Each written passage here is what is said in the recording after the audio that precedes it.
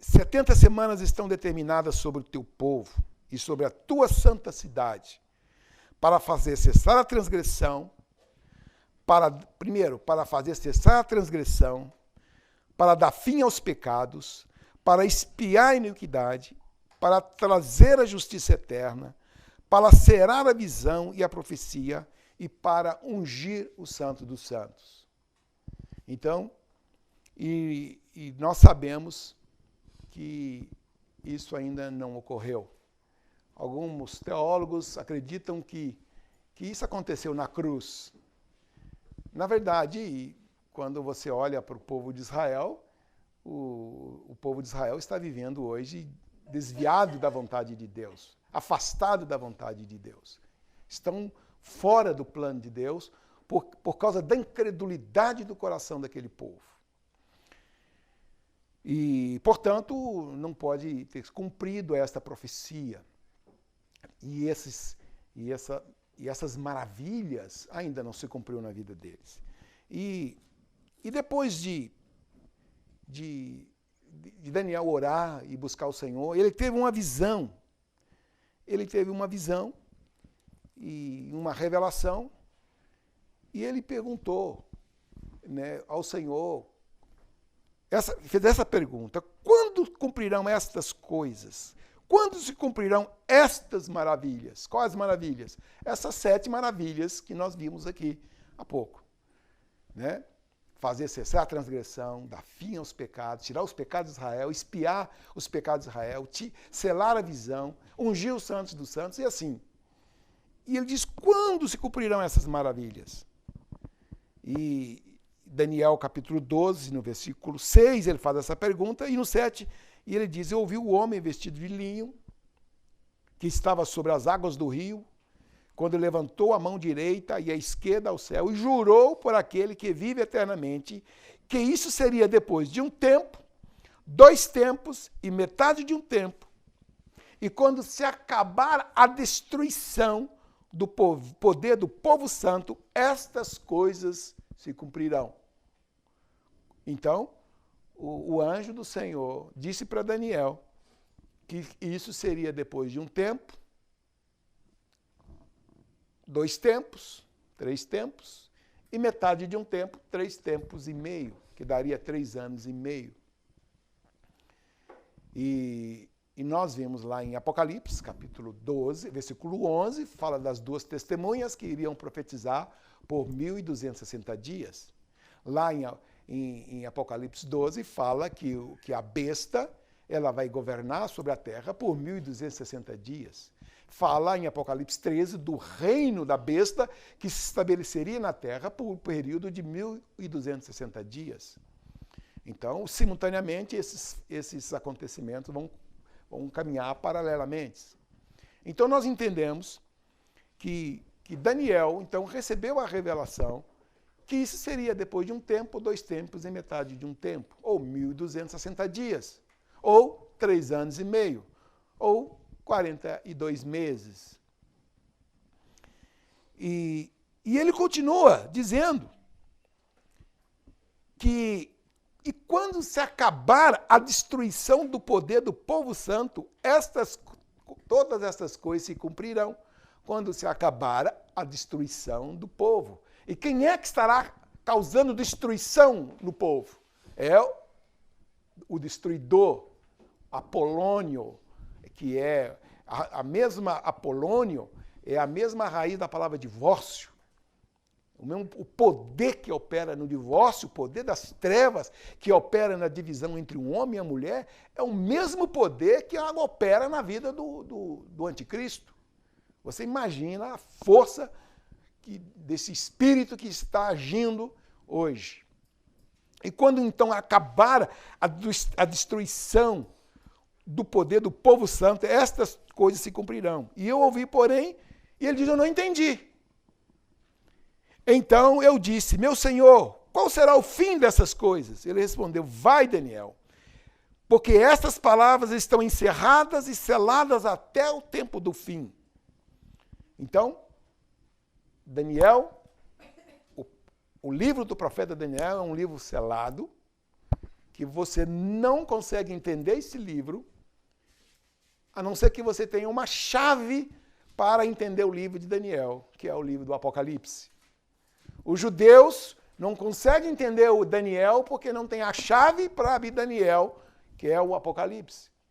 Muitos dos cristãos não conseguem entender o Apocalipse porque não tem Daniel, porque uma coisa depende da outra.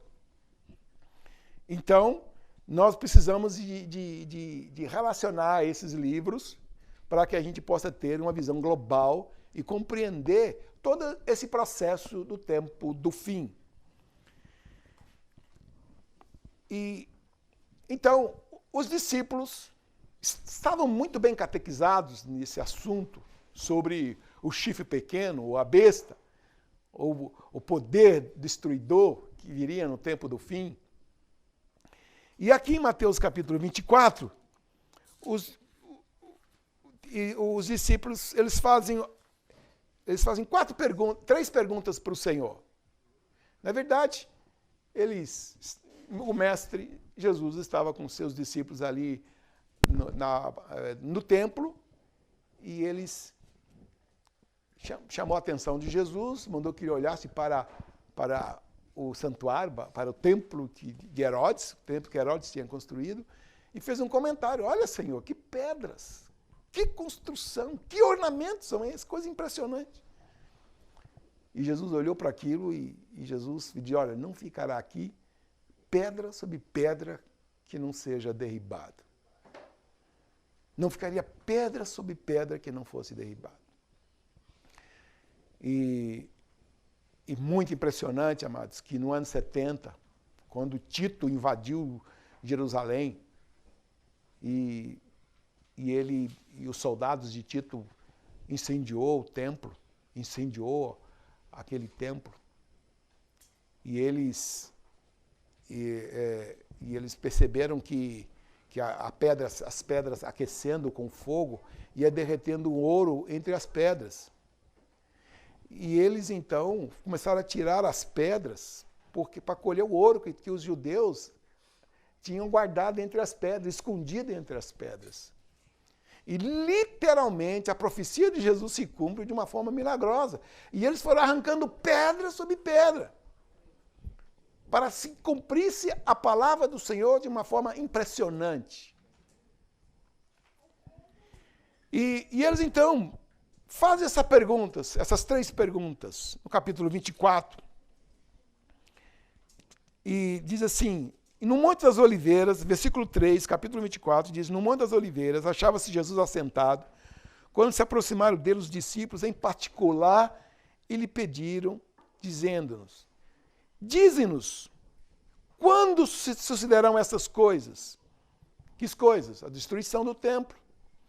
E que sinal haverá da tua vinda? E o fim do mundo? E a consumação dos séculos? Essas três perguntas. E ele lhes respondeu. Jesus começa então a responder as perguntas dos discípulos. Ele diz: vede que ninguém vos engane. Primeira coisa, você já vai percebendo de que o Senhor já faz uma alerta, ele já faz uma advertência aos seus discípulos. Quando vai se tratar desse assunto, ele diz: vede que ninguém vos engane. Você não pode se enganar, você não pode se deixar ao luxo de ser levado e conduzido sem sabedoria, sem entendimento, sem revelação desse assunto, porque isso pode trazer consequências gravíssimas, consequências terríveis sobre a sua vida e sobre a sua casa, sobre a sua família. Porque você é o responsável pela sua casa e você tem que ter uma visão global desse assunto, para que você não seja enganado, você não pode ser enganado. E os discípulos já faz uma advertência aos discípulos. Quando você vai lá em Marcos, capítulo 13, 33, só gostaria de ler esse texto de Marcos 13, 33, ele diz assim: estai de sobreaviso, vigiai e orai, porque não sabeis quando será o tempo. O que que o Jesus está dizendo aos seus discípulos? Além dele falar, ninguém vos engane. Ele diz, estai vós de sobreaviso. O que é uma pessoa? O que significa uma pessoa estar de sobreaviso? Quando você, às vezes, chega lá no hospital, você chega lá no hospital 4 da manhã, você encontra, às vezes, um médico dormindo lá numa salinha lá. Ele está dormindo, mas ele está de sobreaviso. Qualquer hora, quando toca a campainha, ele sai imediatamente e já corre para a sala de cirurgia porque ele está de sobreaviso. Ou às vezes ele fica até em casa, mas ele tem que ficar com o celular ligado, em contato direto com a central, para que ele possa ser acionado qualquer hora que ele fosse solicitado, porque ele está de sobreaviso. E nós, como povo de Deus, nós temos que estar de sobreaviso. Ele diz, vigiai e orai. O apóstolo Paulo, escrevendo aos Tessalonicenses, ele escreve assim aos Tessalonicenses.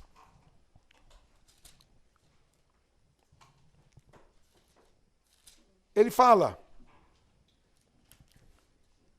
1 Tessalonicenses 5:6, ele diz assim, assim, pois, não durmamos como os demais, pelo contrário, vigiemos e sejamos sóbrios. O apóstolo Paulo está dizendo, no versículo 4 diz, mas vós, irmãos, não está em trevas, para que esse dia como ladrão vos apanhe. Para que vos apanhe de surpresa. Porquanto vós todos sois filhos da luz e filhos do dia. Nós não somos da noite nem das trevas. Assim, pois, não durmamos como os demais. Pelo contrário, vigiamos e sejamos sóbrios. Porque o apóstolo Paulo está exortando os irmãos, está corrigindo os irmãos. E ele diz, no versículo 1 do capítulo 5, ele diz, irmãos, relativamente aos tempos e às épocas, não há necessidade que eu vos escreva. Pois vós mesmos estáis inteirados com precisão de que o dia do Senhor vem como ladrão da noite. E aqui, amados, nós nos enganamos muito nesse texto quando fala que ele virá como ladrão da noite. Porque o Senhor não está falando que ele virá como o ladrão, ele está falando que, que ele viria, assim como o ladrão vem à noite sem marcar a hora, o Senhor também virá, ele virá sem a hora marcada. Então nós precisamos estar atentos para nós não sermos pegos de surpresa. E aqui, no livro de Tessalonicenses, no capítulo 2, de novo o apóstolo Paulo está dizendo, irmãos, no que diz respeito à vinda de nosso Senhor Jesus Cristo e a nossa reunião com Ele, nós vos exortamos. Paulo está exortando os irmãos. Sinta-se exortado pelo Senhor aqui nessa noite. Ele está dizendo, nós vos exortamos que não demovais da vossa mente com facilidade.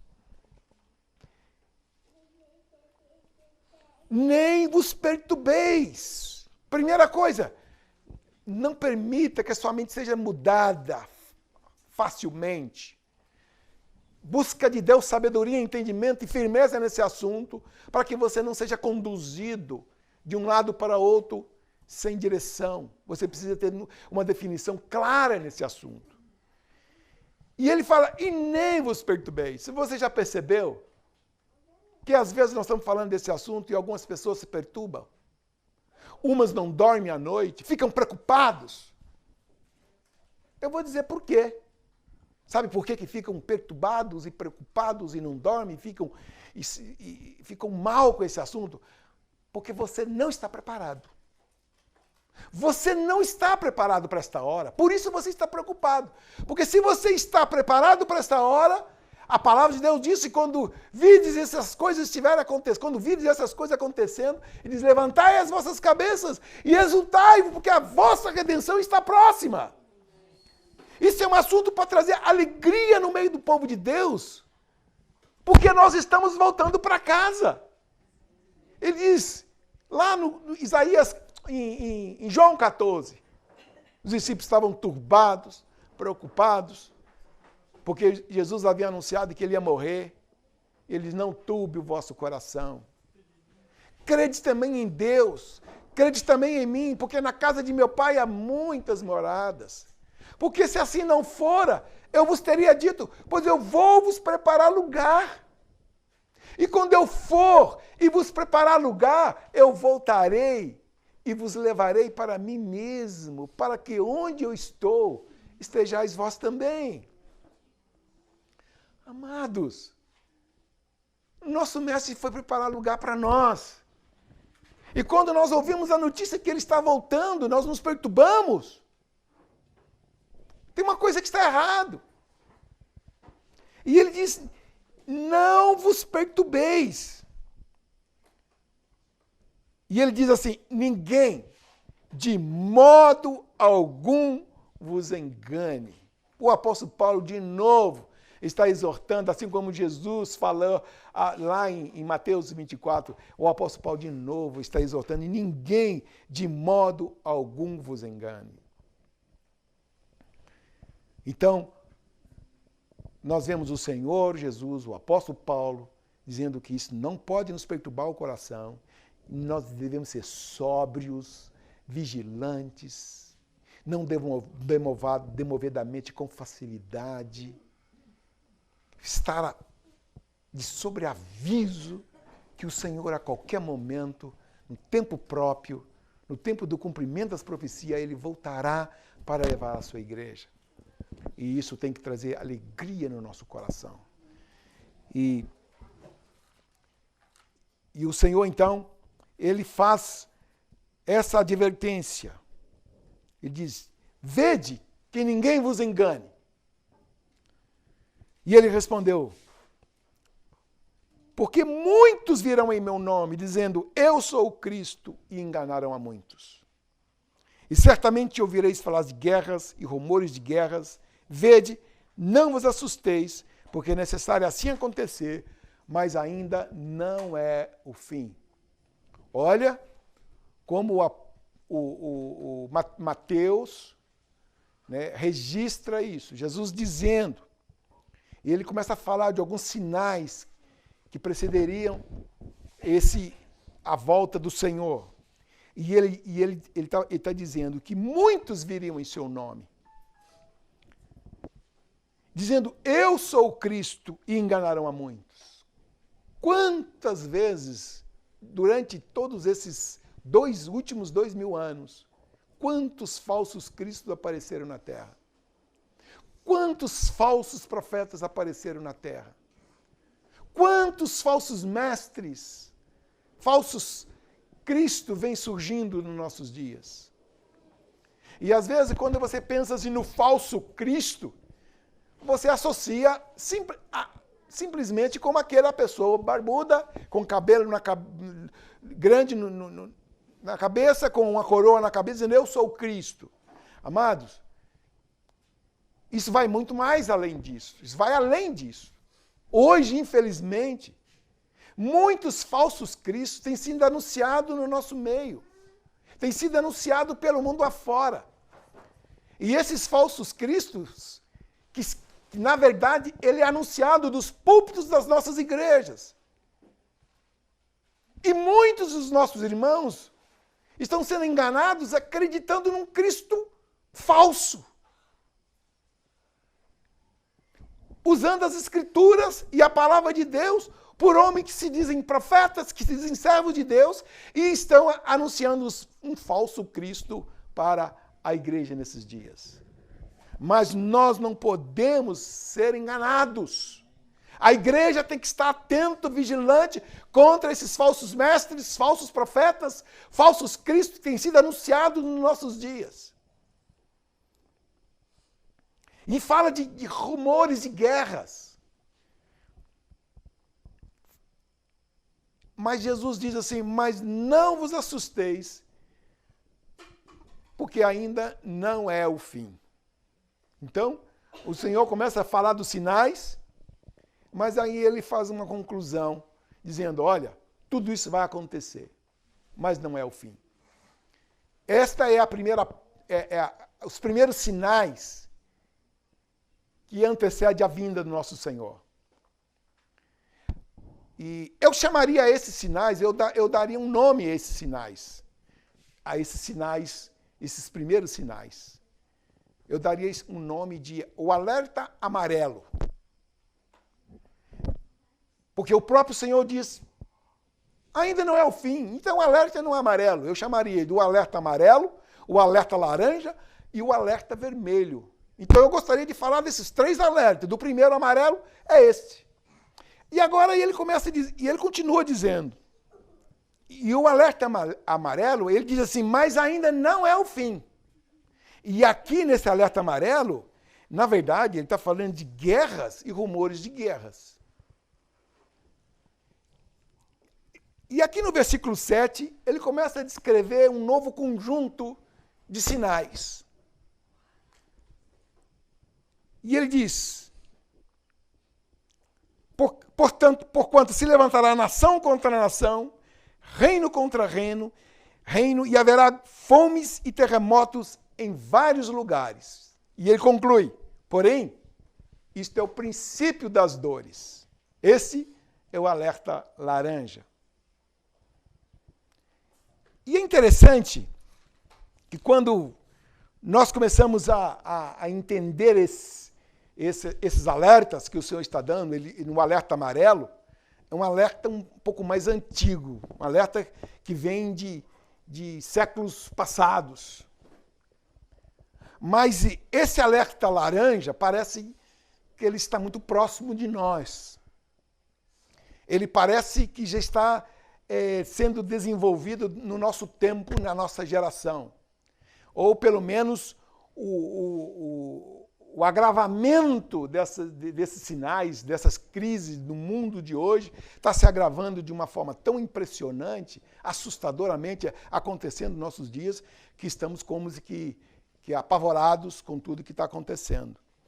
Porque se você olhar no tempo, se você olhar para quando Jesus fala de guerras, nesse alerta laranja, ele fala de guerras. Só para que vocês entendam, no século VI, ou melhor, século XVIII, existiram no mundo 6 guerras, no século XVIII. Século XIX, 28 guerras no mundo. No século XX, 40 guerras. No século XXI, que é o século que nós estamos vivendo, só em 2014, só no ano de 2014, tinha 22 guerras. A estatística que eu levantei. Só em 2014, 22 guerras. Quando a Bíblia está falando de fome, que é um outro sinal, que está implícito, quando você vai lá em Atos, capítulo 11, 27, diz que uma grande fome na terra, no reinado de Tibério César, o 4º imperador romano, do ano de 41 a 54, estima-se que que nesse período houve uma grande fome na terra. E muito impressionante que no ano de 410, após a queda do Império Romano, até o ano 800, morreram de fome e pestes. Especula-se que a civilização maia tenha sido deixada de existir por causa da fome. Uma civilização inteira tinha sido dizimada por causa da fome. Que na Europa, no ano de 1315 a 1317, nesse período, a fome causou milhões de mortes, detendo o crescimento populacional da Europa. A fome na Rússia, só em Moscou, morreram 100 mil pessoas em 1601 e 1603. E nesse mesmo período, metade da população da Estônia, da população da Estônia foi dizimada pela fome. Na Índia, em 1783 a 1784, 11 milhões de pessoas morreram de fome. Em apenas praticamente um ano. Na Rússia, em 1921, 5 milhões de pessoas morreram de fome. Em 1928 a 1930, no período de 2 anos, só na China, nesse período, morreram 3 milhões de pessoas de fome na China.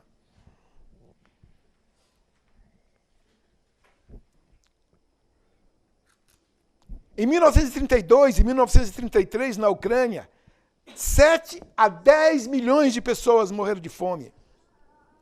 Em 1943, na Índia, 7 milhões de pessoas morreram de fome. Eu estou falando de países localizados. Em 1944 a 45, em Indonésia, morreram 2 milhões e 400 mil pessoas. Em 1945, no Vietnã, de 400 a 2 milhões de pessoas morreram de fome. Em 1959 a 1961, na China, de 15 a 30 milhões de pessoas morreram de fome. Em 1974, em Bangladesh, 1 milhão de pessoas. Em 1996, na Coreia do Norte, 3 milhões de pessoas. E hoje, nos nossos dias, na nossa geração, 805 milhões de pessoas sofrem de fome crônica. 161 milhões de crianças menores de 5 anos sofrem de malnutrição crônica. Isto é a fome. Os terremotos. Em 1800, no ano de 1000 ao ano de 1800, foi contabilizado 21 terremotos na Terra. Em 1800, terremotos de proporções grandes, mortes, muitas mortes. De 1800 até 1900, 18 terremotos. De 1900 até 1950, 33 terremotos. De 1950 até 1991, 93 terremotos. De 1991 até o ano de 2004, 300 terremotos. Sabe o que é isso? As pestes. Em 1542, em 1542, a peste negra devastou, em 542, a peste negra devastou o Império Bizantino. 50 milhões de pessoas morreram no Império Bizantino, 40% da população mundial daquele continente. Em 1346 a 1550, a peste negra bubônica matou 75 milhões de pessoas, 1/3 da população. Em 1918, a gripe espanhola, uma pandemia do vírus H1N1, influenza, atingiu todo mundo e 500 milhões de infectados e 75 milhões de mortes. A gripe asiática, em 1957, 2 mil mortos. A AIDS, desde 1960, já matou mais de 30 milhões de pessoas, com mais de 35 milhões de infectados. E assim, a cólera, a gripe aviária, o ebola. Existem centenas de tipos de câncer que têm dizimado a população mundial. Mas o que o Senhor disse? Porém, tudo isso é o princípio das dores. E você vai percebendo que o cerco vai se formando. E cada vez mais as coisas vão se apertando. E os cientistas hoje acreditam que esperam uma pandemia no mundo de dizimar aí uma grande parte da população mundial. Estamos aguardando a qualquer momento. Mas o Senhor disse, porém, tudo isto é o princípio das dores. E é interessante que quando o Senhor usa esse termo, princípio das dores, ele fala uma analogia da contração das dores de parto de uma mulher. Uma mulher, quando está grávida e vai entrar em trabalho de parto, as contrações de parto, às vezes, eram de 30 em 30 minutos. E ele vai cada vez mais apertando, vai para 10 em 10, 5 em 5, e daqui a pouco fica quase constantes. E o que está acontecendo, amados, o Senhor está usando essa linguagem para demonstrar para nós que essas contrações de parto, as dores, a tribulação no mundo, ela está cada vez mais acelerando. Aí ele diz, porém tudo isso é o princípio das dores. Agora,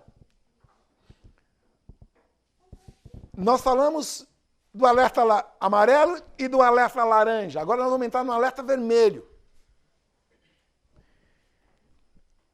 E ele diz, então sereis atribulados e vos matarão, e sereis odiados de todas as nações por causa do meu nome. Já percebeu o que está acontecendo no mundo nos dias de hoje? Os nossos irmãos no Egito, nossos irmãos na Coreia do Norte, lá no Irã. Hoje existem homens poderosos do mundo muçulmano, homens ricos do mundo muçulmano, que eles estão pagando 500 euros por cada cabeça de cristão. Cada decapitado, uma cabeça de um cristão está valendo 500 euros.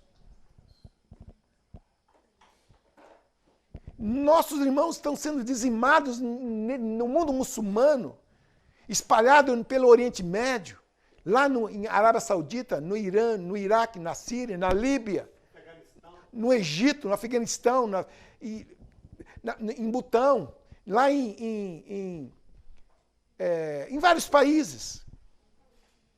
E ele diz, e sereis atribulados e vos matarão, e sereis odiados. Amado, nunca na história da igreja o povo de Deus foi tão odiado como nos dias de hoje. Hoje existe um movimento hoje no mundo, uma filosofia sendo formada na mente das crianças, principalmente.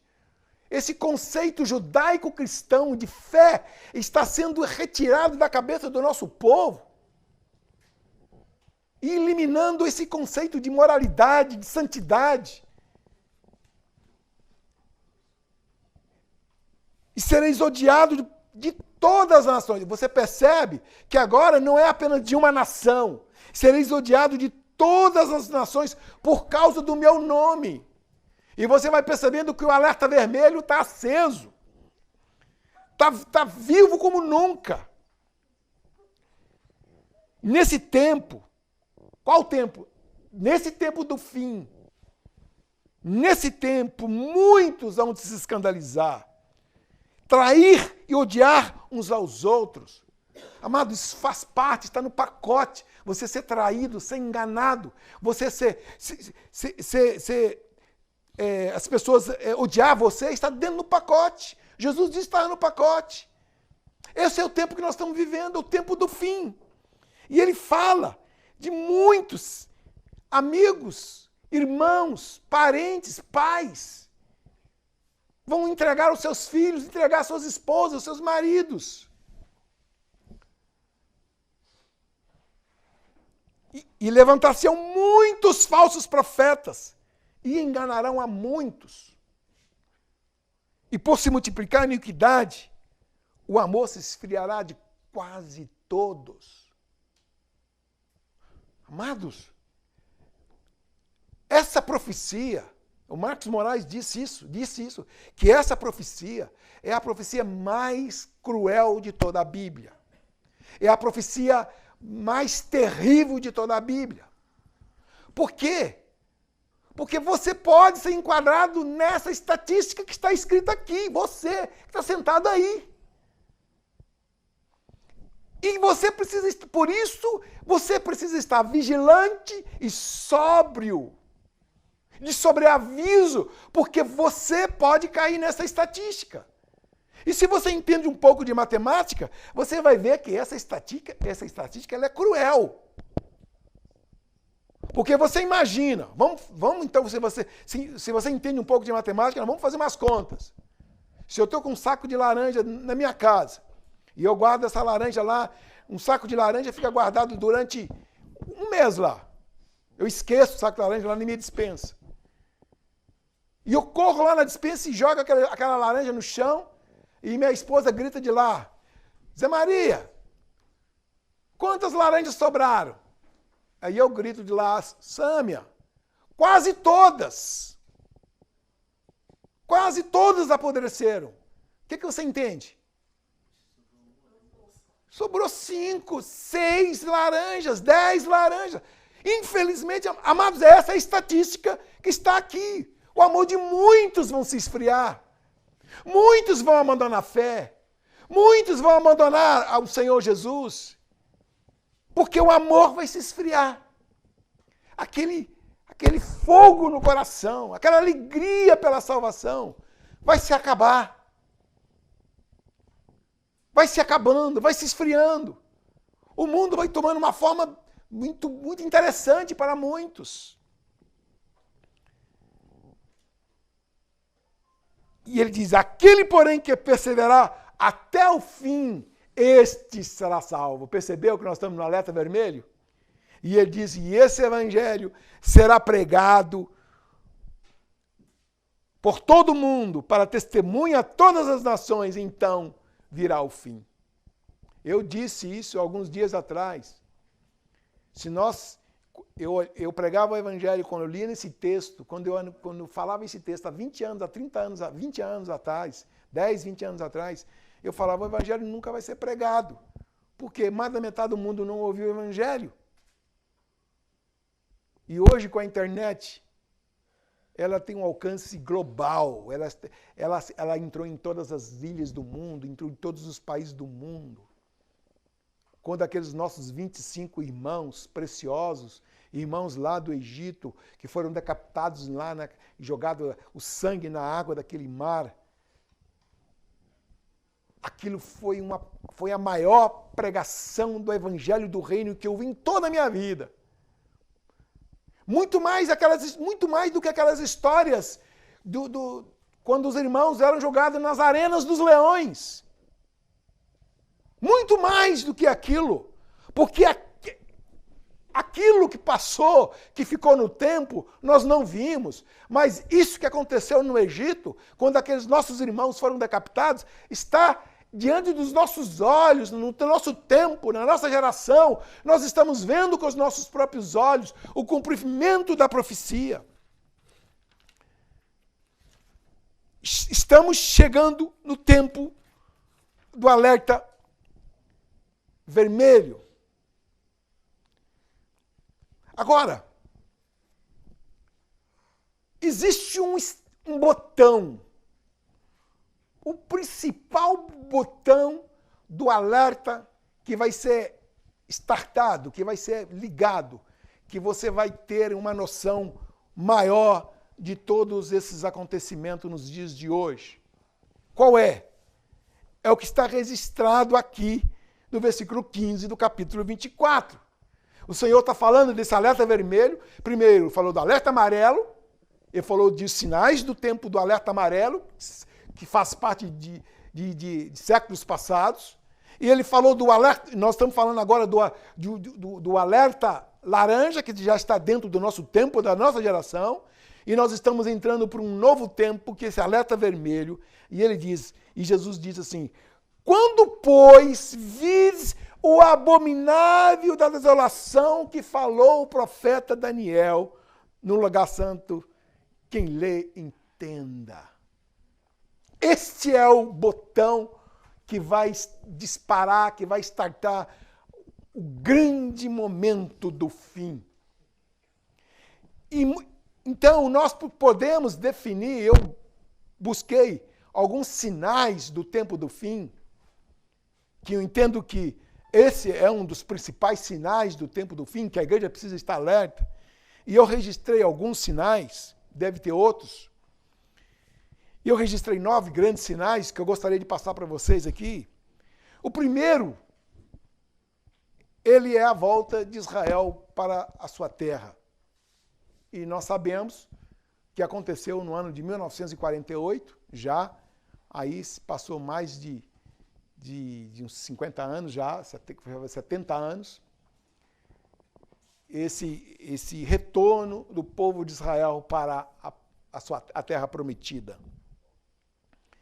E o segundo sinal, e esse sinal, ele já está se desenvolvendo nos nossos dias, que é a nova ordem mundial, que nada mais, nada menos que um governo único na Terra, uma única nação, chamada Nação Terra, e E nós já estamos percebendo claramente que esse circo está se armando e que a nova ordem mundial, que todos estão falando, é possível que ela se instale em pouco tempo, muito pouco tempo. Ela já está toda montada, a estrutura, a Constituição Terra, da Mundo Terra, da global, do Mundo Terra, já está todo pronto.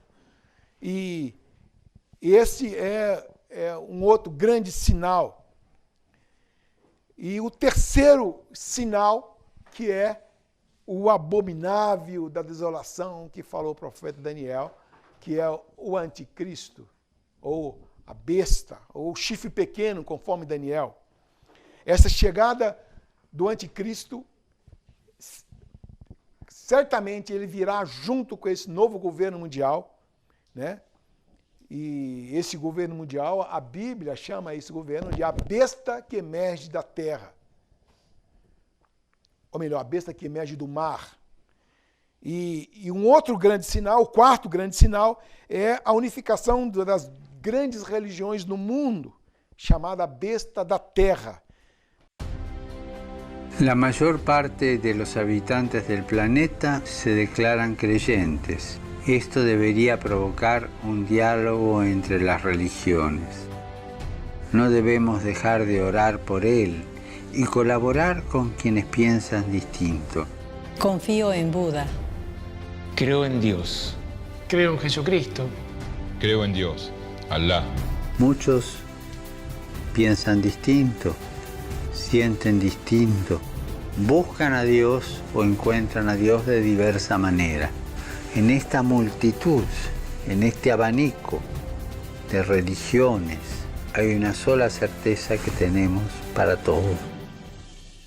Todos somos hijos de Dios. Creo en el amor. Creo en el amor. Creo en el amor. Creo en el amor. Confío en vos para difundir mi petición de este mes. Que el diálogo sincero entre hombres y mujeres de diversas religiones conlleve frutos de paz y justicia. Confío en tu oración.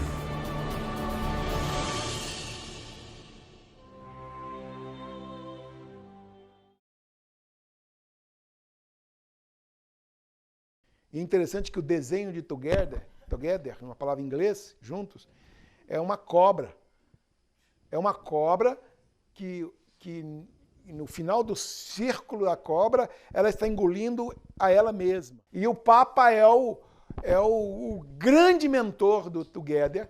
Ele é o homem que está sendo o garoto propaganda para o Together, para o levantamento dessa religião mundial, para a unificação das igrejas no mundo, principalmente o mundo protestante com o mundo católico, para dar, inclusive, abertura para acolher o mundo muçulmano, que é o Islã. E, inclusive, eles dizem que Alá é o mesmo Deus. E, infelizmente, muitos hoje no meio da igreja, entre nós, acreditam que Alá é Deus, que é o mesmo Deus dos cristãos, dos judeus, é o mesmo Deus chamado Alá, e não é verdade. Se você pesquisar, Alá é o mesmo Deus do Antigo Testamento chamado de Baal. É o mesmo Baal. Ele não é o Deus do povo judeu e do povo cristão.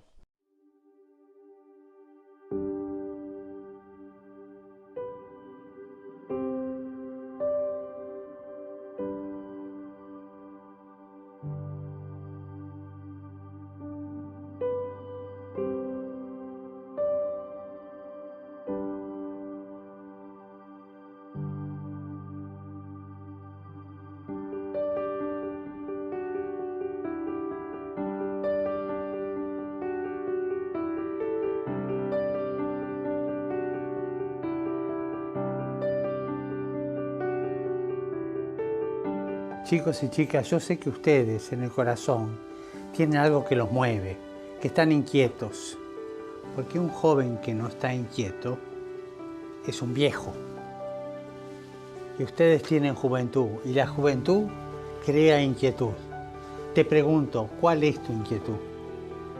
¿Sabés bien cuál es tu inquietud o no sabés? ¿Querés saber cuál es tu inquietud? Yo te invito al gran encuentro de todos los jóvenes en Washington para encontrar a quien puede darte una respuesta a esta inquietud. Yo te invito a que te pongas esta malla para que te revistas un día con esto y puedas responder a esa gran inquietud. Y estás seguro, te lo aseguro, no vas a estar frustrado.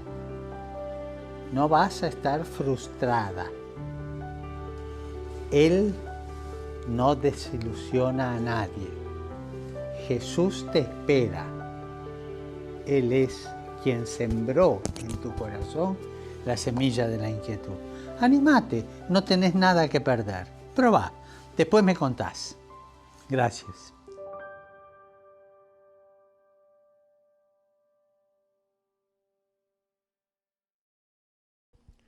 Então, o texto fala então desta besta que emerge da terra, que é o governo do anticristo, com a chegada do anticristo, com o abominável da desolação, que falou o profeta Daniel, e fala da besta que emerge da terra, que é a unificação das grandes religiões do mundo, e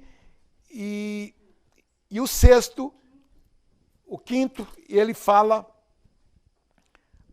está registrado aqui, diz: então sereis atribulados e vos matarão, e sereis odiados de todas as nações por causa do meu nome, que é a grande tribulação que virá sobre a terra nesses dias. Próximos dias, muito próximos dias. Uma perseguição terrível contra o povo de Deus em todas as nações da terra, porque a Bíblia diz que sereis odiados de todas as nações. Então, as nações do mundo se empenharão, se formarão um concílio, se formarão uma única mente, perseguindo o povo de Deus, os cristãos na terra, para matar e para odiar a todos. E na verdade, o que vai provocar essa grande perseguição é o próximo sinal, que é o sinal da besta. Que é aquela marca que será colocado, e aquele que não tiver a marca na testa ou na mão, não vai poder comprar e nem vender. Então nós, como povo de Deus, já sabemos que todos serão marcados. Todos serão marcados. E que não tiver a marca, não vai poder comprar e nem vender.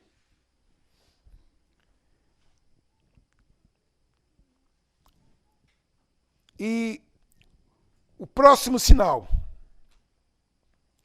que é a construção, a reconstrução do Templo de Jerusalém. E hoje os utensílios já estão prontos, os sacerdotes já estão formados numa universidade lá em Israel, já preparados, todos eles bem preparados, já foi nomeado inclusive o sumo sacerdote para reiniciar o sacrifício contínuo, ou a Bíblia chama de sacrifício diário, que vai começar no templo,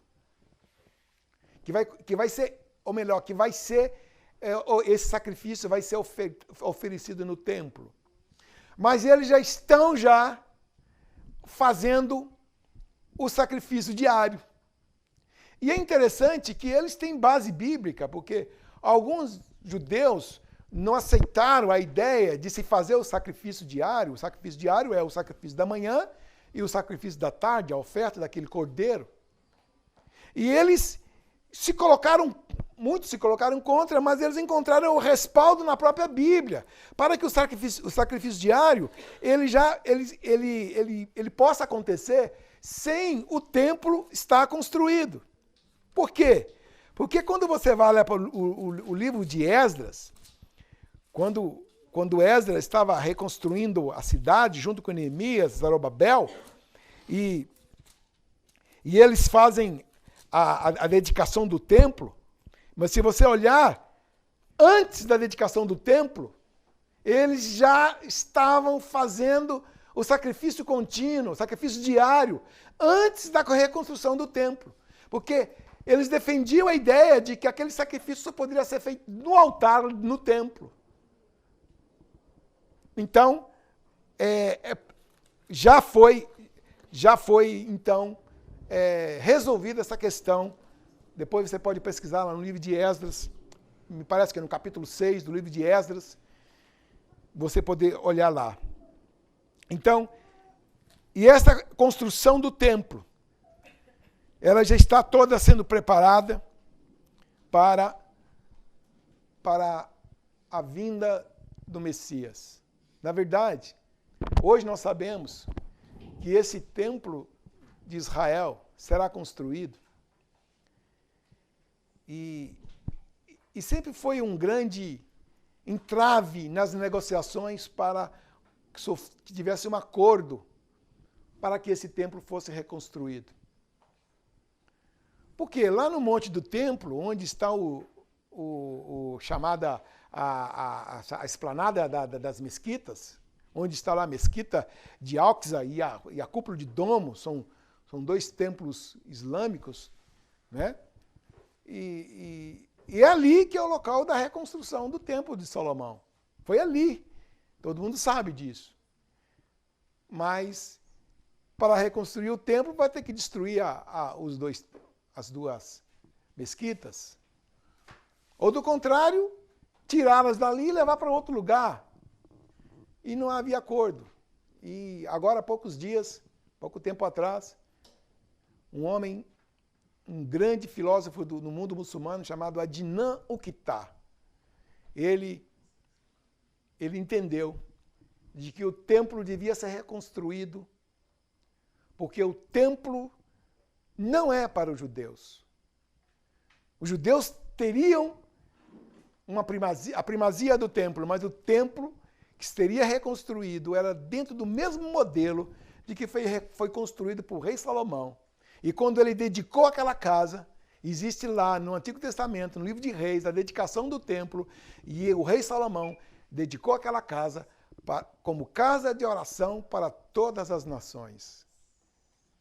Ele encontrou a chave para o acordo.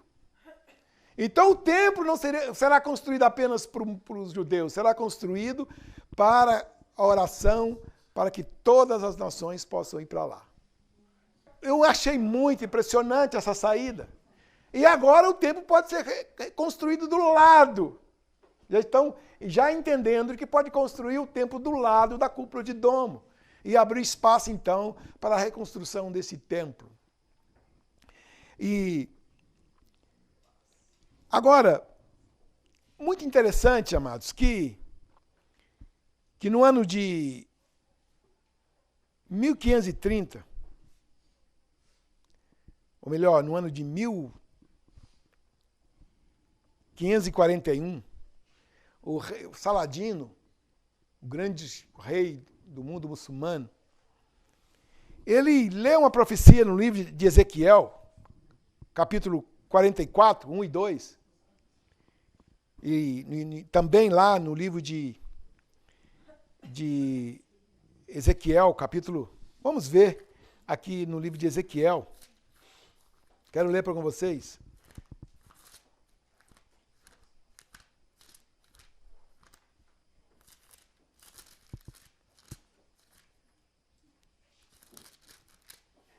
Ezequiel 43. Melhor, 44 está escrito assim: então o homem me fez voltar para o caminho da porta exterior do santuário, que olha para o oriente, a qual estava fechada. Disse-me o Senhor: esta porta permanecerá fechada e não se abrirá, ninguém entrará por ela, porque o Senhor, o Deus de Israel, entrou por ela, por isso permanecerá fechada.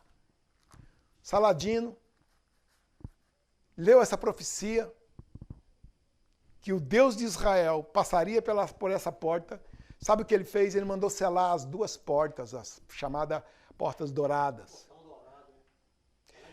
Ele mandou selar as duas portas. Se você entrar na internet e procurar a portão dourado, você vai encontrar duas portas seladas, desde o ano de 1541 para o Saladino. Só que ele, muito astuto, para que tivesse certeza de que o Deus de Israel, o Messias, não passasse por aquela porta, ele mandou construir um cemitério bem na frente da porta. Está lá. Se você entrar na internet, tem um cemitério na porta, bem em frente da porta. Porque ele leu que lá em Números capítulo 19 está escrito que um sumo sacerdote não poderia passar por entre mortos, não podia tocar em morto, não podia ter contato com mortos, nem perto de morto. Tinha que passar longe, o sumo sacerdote não podia. Então ele mandou construir um cemitério bem em frente à Porta Dourada. Para ter certeza de que o Messias não passaria por aquela porta. Agora, então, para ter garantia de que o Messias não passasse pela Porta Dourada, ele mandou lacrar a porta e botou um cemitério na porta. Mas só que ele esqueceu que em Ezequiel capítulo 43 está escrito: então o homem que me levou à porta, a porta que olha para o Oriente, a mesma porta, e eis que do caminho do Oriente vinha a glória de Deus, o Deus de Israel, e a sua voz era como o ruído de muitas águas, e a terra resplandeceu por causa da sua glória. E aqui no livro de Zacarias, capítulo 14, no versículo 3 em diante, diz: então sairá o Senhor e pelejará contra essas nações, como pelejou no dia da batalha, e naquele dia estarão seus pés sobre o monte das oliveiras. E se você estiver em cima, no Monte das Oliveiras, e você olhar de frente dos Montes das Oliveiras, você vai ver a Porta Dourada. E a palavra de Deus disse que naquele dia estarão seus pés sobre o Monte das Oliveiras, que está de frente de Jerusalém para o Oriente, e o Monte das Oliveiras será fendido pelo meio, para o Oriente e para o Ocidente, e haverá um vale muito grande, e metade do monte se apartará para o norte, e a outra metade para o sul. Então, quando o Messias chegar na cidade, e ele pisar no Monte das Oliveiras, de frente da Porta Formosa, da Porta Dourada, o monte vai se abrir, e aquele cemitério vai ficar uma parte por um lado, outra parte por outro, e ele vai passar pelaquela porta. Ele está dizendo que a glória de Deus passará por aquela porta, pela Porta Dourada. Amados, é impressionante isso, as profecias bíblicas estão todas elas se cumprindo. E nós estamos na expectativa do cumprimento dessa profecia. E o Senhor entra em Jerusalém, naqueles dias, vindo, montado num cavalo branco, e um exército com ele, que é a igreja retornando à terra, porque a igreja já estará na glória nesses dias. A igreja já estará indo, já teria acontecido as bodas do Cordeiro no céu. E um outro sinal desse grande movimento do tempo do fim, que nós precisamos estar atentos, é a invasão de Israel pelo norte. A Bíblia diz que o mal virá do norte. O capítulo 38, versículo 18 a 23, fala sobre esta invasão do norte. E a Bíblia fala, quando a Bíblia está falando do norte, essa invasão vinda do norte, e sempre quando nós, dentro dessa escatologia da década de 70, de 80, está quebrando-se um grande paradigma, que quando se pensava no norte, pensava na Rússia. Mas parece que o norte, ele está na Turquia. E muito impressionante, amados. Quando a Bíblia fala lá Em Apocalipse, capítulo 16, quando está falando de um grande exército que vem do lado do nascimento do sol. E quando você vai no original e olha lá o exército que vem do lado do nascimento do sol, no original é Anatolis. É Anatole. Quer dizer, o exército vem da região da Anatólia. E quando você clica lá no Google, lá, Dr. Google, lá e clica Anatólia, a Anatólia significa toda aquela região da Turquia, que compreende-se no mundo antigo de Gog, Magog, Ros, Tubal, Meseque, Tubal, toda aquela região. E quando você vai para o Ezequiel capítulo 38, e a Bíblia está falando desse general, essas grandes nações que vêm do lado do norte invadindo Jerusalém. E lá no livro de Joel, capítulo 3, está escrito assim. Joel 3 está escrito.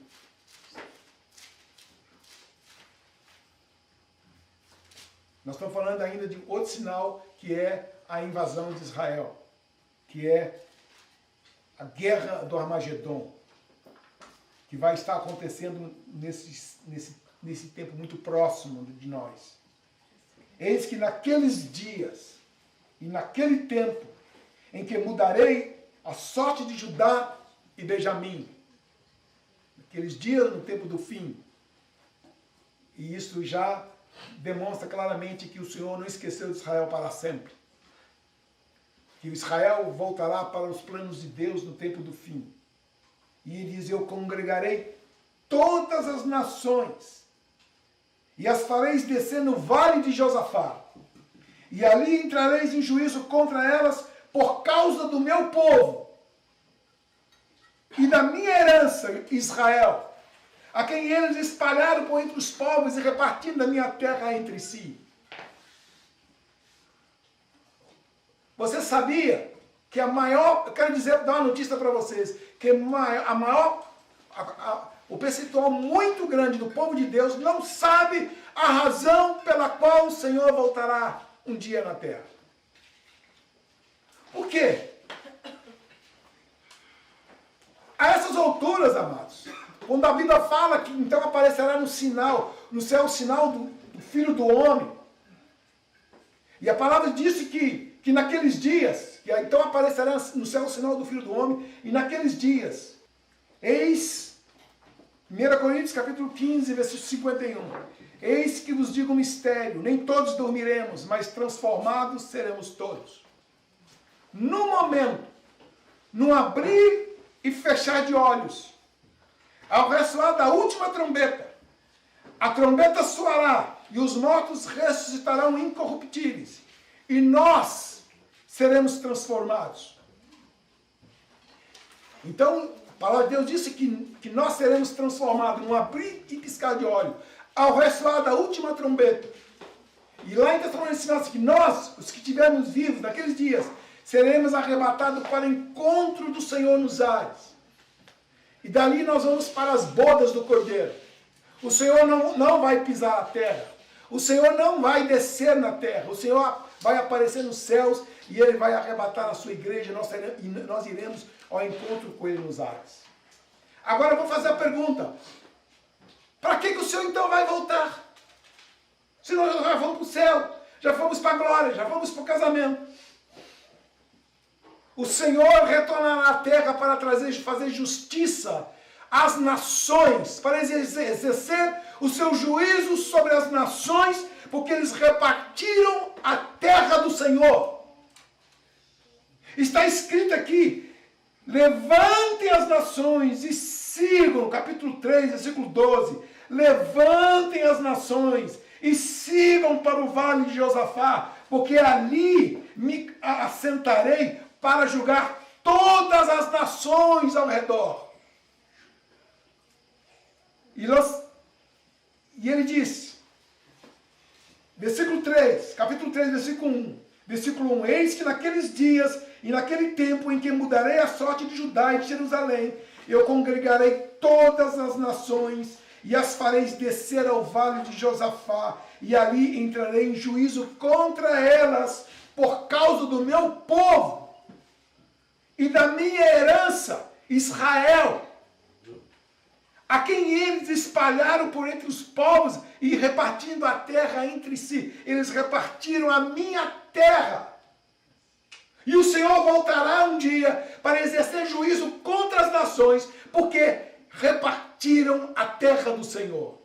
E hoje, existe hoje muitos cristãos, discípulos de Jesus, que dão apoio, estão apoiando a ONU, muitas igrejas evangélicas, a Igreja Católica apoia a ONU, apoia os políticos do mundo para repartir a terra de Israel e dividir com os palestinos. E dar razão para os palestinos. E uma propaganda enganosa está sendo distribuída para o mundo, falando de mentiras, que Israel invade, que Israel destrói, que Israel é um país terrorista.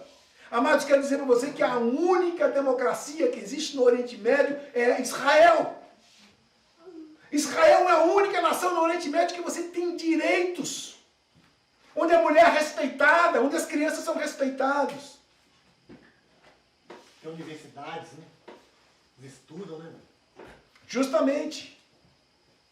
Agora, o Senhor então retornará à terra para exercer juízo contra as nações, porque repartiram a terra. Agora eu te faço uma pergunta.